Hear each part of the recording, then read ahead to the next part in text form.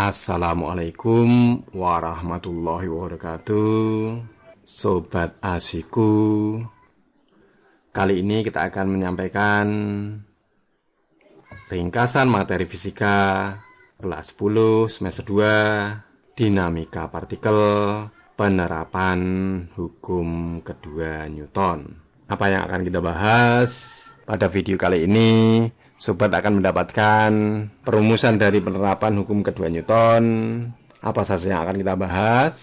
Yang pertama akan kita bahas percepatan gerak benda yang ditarik ataupun didorong di atas bidang datar yang licin. Berikutnya akan kita bahas penentuan rumus percepatan benda yang berada pada katrol. Tentunya kita awali dari penerapan yang sederhana, yaitu dua benda yang digantung pada katrol.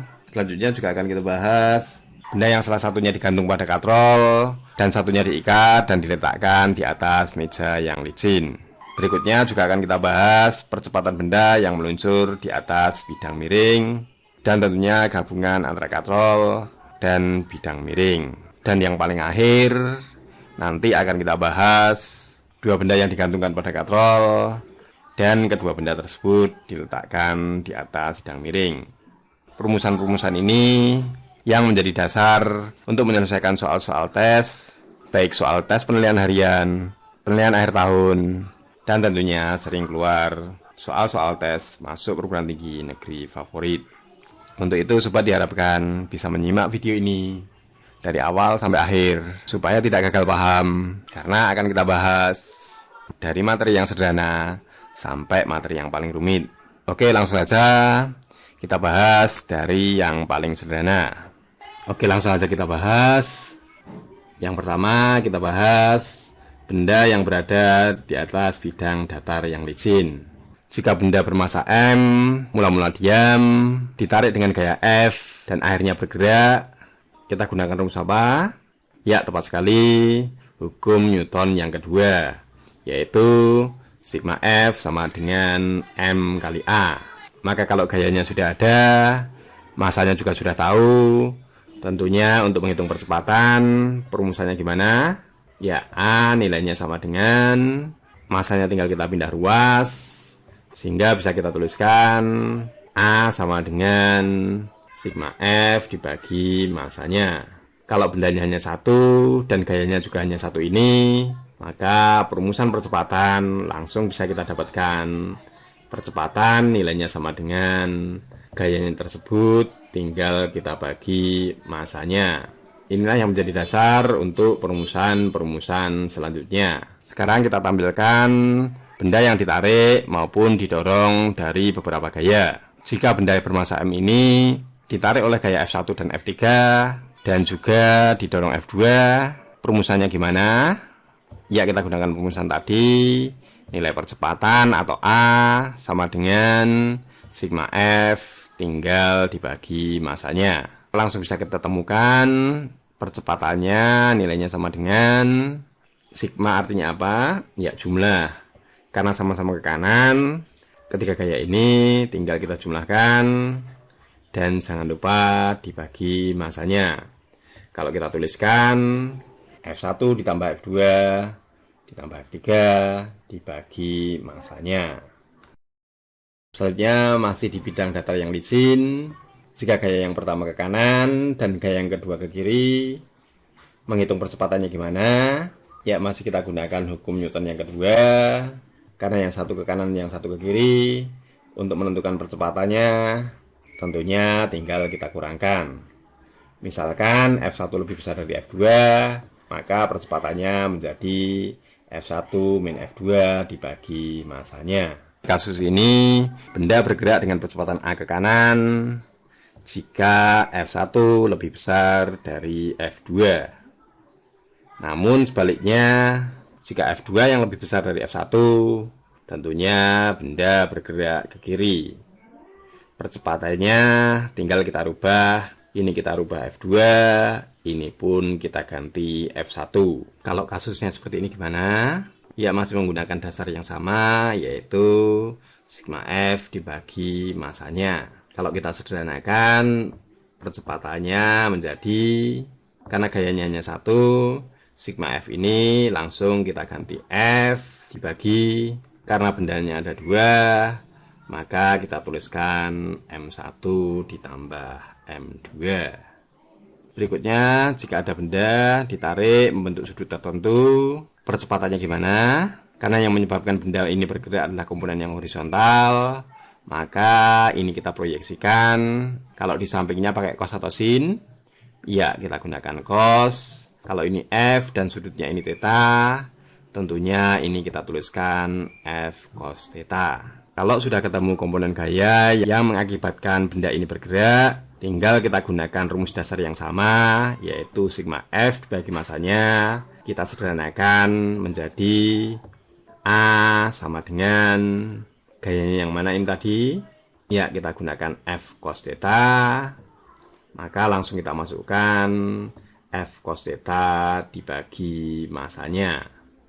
Oke, sampai sini masih kuat belajar. Oke, kalau masih kuat, akan kita lanjut percepatan pada katrol.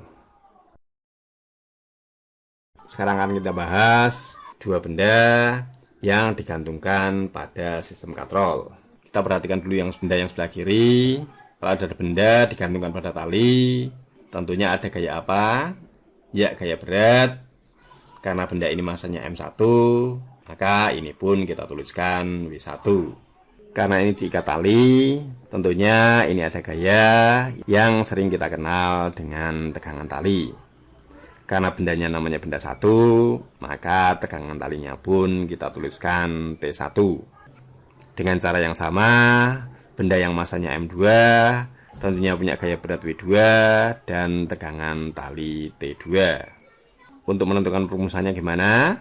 Masih sama dasarnya, kita gunakan rumus hukum kedua Newton, yaitu A sama dengan sigma F dibagi masanya. Pada sistem ini diam, karena apa? Ya, karena bendanya dianggap sama. Namun, jika kita misalkan massa 1 lebih besar dari massa kedua, apa yang terjadi? Benda 1 turun atau benda 2 naik? Ya, tidak usah bingung, sama saja. Benda 2 naik dan benda 1 turun. Percepatannya berapa? Tinggal kita gunakan rumusan ini. Nilai A sama dengan yang narik apa? Ya, W1. Yang nahan apa? Ya, W2. Karena tegangan tali T1 dan T2 sama, maka tinggal kita perhatikan saja gaya yang narik dan gaya yang menahan. W1 tinggal kita kurangi W2. Tinggal kita bagi, karena ada 2 benda, maka ini pun kita masukkan M1 ditambah M2. Kalau pengen yang lebih sederhana, percepatannya menjadi berat apa? Ya, massa kali gravitasi. Kalau W1 kita tuliskan M1 kali G, dan kalau W2 M2 kali G. Karena keduanya ada gravitasinya, maka gravitasinya kita taruh luar saja. Dan ingat, biar tidak kemana-mana, massa 1 dan massa 2 kita kurung. Tinggal dibagi total massanya. Kasus yang kedua, jika M2 lebih besar dari M1, apa yang terjadi? M1 naik atau M2 turun? Ya, jangan bingung. Yang benar M2 turun dan M1 naik. Percepatannya juga bisa kita hitung, nilainya sama dengan, karena tegangan talinya sama, tinggal kita perhatikan gaya yang narik dan gaya yang nahan. Yang narik yang mana? Karena M2 turun dan M1 naik, maka yang narik adalah M2 dan yang menahan adalah M1. Nilai A bisa kita tuliskan W2 min W1 dibagi M1 ditambah M2. Kalau pengen lebih sederhana lagi, sama dengan yang di sini, nilai percepatan sama dengan M2 min M1 dikalikan gravitasi dibagi total massanya. Lanjut soal yang lebih rumit. Berikutnya kita bahas benda 1 digantungkan pada katrol dan benda 2 di atas meja yang licin. Maka percepatannya gimana? Masih tetap tidak berubah, sigma F dibagi masanya. Maka percepatan nilainya sama dengan yang narik yang mana? Ya W1. Ada yang nahan enggak? Ya, karena ini licin, tentunya tidak ada yang menahan. Sehingga gaya yang narik hanya gaya berat. Kalau kita tuliskan, gayanya sama dengan M1 kali G. Ingat, karena masanya ada 2, maka ini pun kita tuliskan M1 ditambah M2. Berikutnya kita bahas jika mejanya kasar. Maka di sini ada gaya apa namanya? Ya, gaya gesek. Kalau benda ini dianggap bergerak, maka gaya gesek yang kita gunakan namanya FK. Masih menggunakan hukum Newton yang kedua. Percepatannya nilainya sama dengan, langsung kita selesaikan. Yang narik yang mana? Ya, gaya berat dari benda satu. Yang menahan yang mana? Ya, gaya kinetisnya. Maka ini tinggal kita masukkan W1 dikurangi gaya gesek kinetis dibagi M1 ditambah M2. Kalau kita sederhanakan lagi, percepatannya menjadi W1-nya apa? Ya, massa kali gravitasi. FK-nya apa? Mu K kali normal. Normalnya bisa kita ganti massa 2 kali gravitasinya. Karena sama-sama ada gravitasinya, bisa kita sederhanakan menjadi M1 min mu K M2 kali gravitasinya dibagi M1 ditambah M2. Kalau ada yang ingin tahu penerapan di soal masuk tes perguruan tinggi, penerapan soal ini sudah pernah kita bahaskan. Silahkan tinggal klik di sini, atau Anda bisa mendapatkan linknya yang insya Allah akan kita tuliskan di deskripsi. Selanjutnya kita bahas benda yang meluncur di atas bidang miring. Ingat, kalau benda ini tentunya punya gaya apa? Ya, gaya berat. Kalau bidang miring ini membentuk sudut theta, maka gaya di sini bisa kita tuliskan W sin theta. Kalau kita cari percepatannya, nilai A sama dengan, ya, berat benda ini dikalikan sin theta-nya. Kalau W-nya kita ganti massa kali gravitasi dan tidak ada gaya yang lain, maka nilai A langsung bisa kita tuliskan sama dengan M kali G sin theta dibagi massanya. Karena pembilang dan penyebutnya sama-sama ada massanya, maka ini tinggal kita singkirkan. Ini pun juga kita lenyapkan. Kalau kita tulis ulang, percepatannya sama dengan G sin theta. Inilah percepatan yang meluncur pada bidang miring yang licin. Kalau massanya diperbesar gimana? Ya, tidak berpengaruh. Loh, kok tidak berpengaruh? Karena di sini tidak ada variabel massanya. Percepatan bidang miring ini hanya tergantung dari gravitasi dan sudut atau kemiringannya. Lanjut ke aplikasi yang lebih rumit. Sekarang kalau kita gabung bidang miring dan katrol licin. Ya, langsung aja kita perhatikan. Di sini ada benda satu. Tentunya ada gaya namanya W1. Sedangkan benda 2, karena berada pada bidang miring yang membentuk sudut theta, maka ini pun kita tuliskan W2 sin theta. Untuk menentukan perumusan seperti ini, tentunya kita harus menghitung dulu berat 1 dan juga W2 dikalikan sin theta. Kita misalkan W1 nilainya lebih besar daripada W2 sin theta, maka apa yang terjadi? Benda 1 turun dan benda 2 naik. Kalau kita gunakan rumus kedua Newton, percepatannya sama dengan yang narik apa? Ya, W1. Yang nahan yang mana? Ya, W2 sin theta. Karena arah gayanya berlawanan, maka bisa kita tuliskan W1 dikurangi W2 sin theta. dibagi M1 ditambah M2.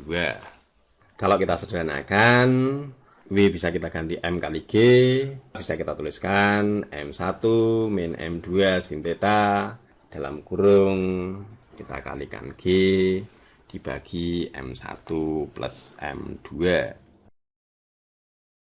Masih pada kasus yang sama, jika W1 lebih kecil dibandingkan V2 sin theta, maka percepatannya gimana?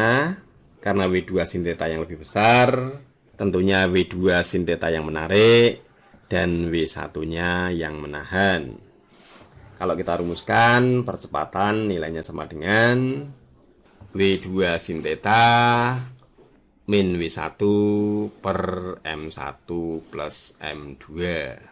Jika kita sederhanakan, nilainya sama dengan W-nya kita ganti M kali G, sehingga kita tuliskan M2 sin theta min M1 kali G dibagi M1 ditambah M2. Kalau W2 sin theta dan W-nya sama, jadi gimana? Ya, jangan diam, walaupun jawabannya diam. Anda terdiam, maka jawabannya juga diam. Pada kasus benda yang diam, juga sudah pernah kita bahaskan di sini. Linknya bisa Anda dapatkan di link yang akan kita tampilkan pada deskripsi. Sekarang akan kita bahas dua benda yang diletakkan pada dua sisi bidang miring yang berbeda. Caranya gimana? Karena berada pada bidang miring, kita tentukan dulu gaya yang menarik apa saja. Ya, yang sebelah kiri W1 sin theta 1, sedangkan yang sebelah kanan W2 sin theta 2. Jika W1 sin theta 1 nilainya lebih besar dibandingkan dengan W2 sin theta 2, apa yang terjadi? M1 turun atau M2 naik? Ya, tidak usah bingung. Sama saja ya, M2 naik, M1 turun. Benda M1 dan M2 bergerak dengan percepatan berapa? Ya, dengan dasar yang sama, hukum Newton yang kedua, kita dapat menghitung percepatan, nilainya sama dengan, karena W1 sin theta 1 yang lebih besar, maka benda 1 yang menarik. Dan tentunya benda 2 yang menahan. Karena berlawanan tentunya kita kurangkan. Sehingga bisa kita tuliskan W1 sin theta 1 min W2 sin theta 2 per M1 plus M2. Loh, kok bisa seperti ini? W1 sin theta 1 yang menarik dan W2 sin theta 2 yang menahan. Jika kita sederhanakan, percepatannya nilainya sama dengan, ingat W sama dengan M kali G, ini pun juga ada M kali G. Sehingga kalau gravitasinya kita keluarkan, perumusannya menjadi M1 sin theta 1 dikurangi M2 sin theta 2 dalam kurung, dikalikan gravitasi dibagi M1 plus M2. Inilah percepatan untuk dua benda yang diletakkan di atas bidang miring, yang diletakkan di atas dua sisi bidang miring yang berbeda, jika W1 sin theta 1 lebih besar dari W2 sin theta 2. Jika W2 sin theta 2 yang lebih besar, caranya gimana? Tidak usah panik, setelah yang satu ini akan kita bahas sebaliknya. Ya, sekarang kita bahas jika W1 sin theta 1 nilainya lebih kecil dibandingkan W2 sin theta 2. Dengan perumusan hukum Newton yang kedua, percepatannya nilainya sama dengan, karena W2 sin theta 2 yang lebih besar, maka benda 2 ini yang menarik, dan tentunya benda 1 yang menahan.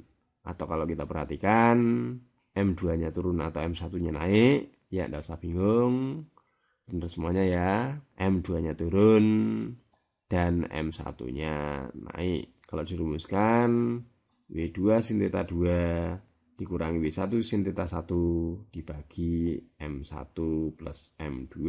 Ini pun juga bisa kita sederhanakan menjadi M2 sin theta 2 dikurangi M1 sin theta 1 dalam kurung dikalikan gravitasi per M1 plus M2.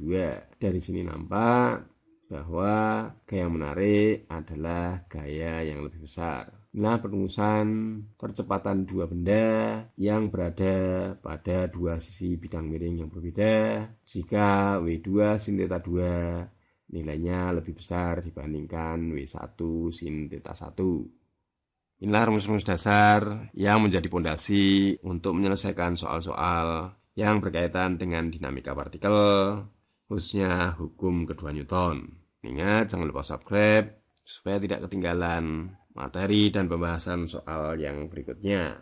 Tetap semangat belajar.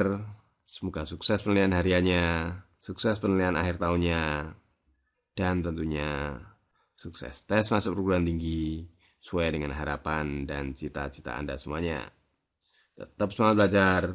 Wassalamualaikum warahmatullahi wabarakatuh.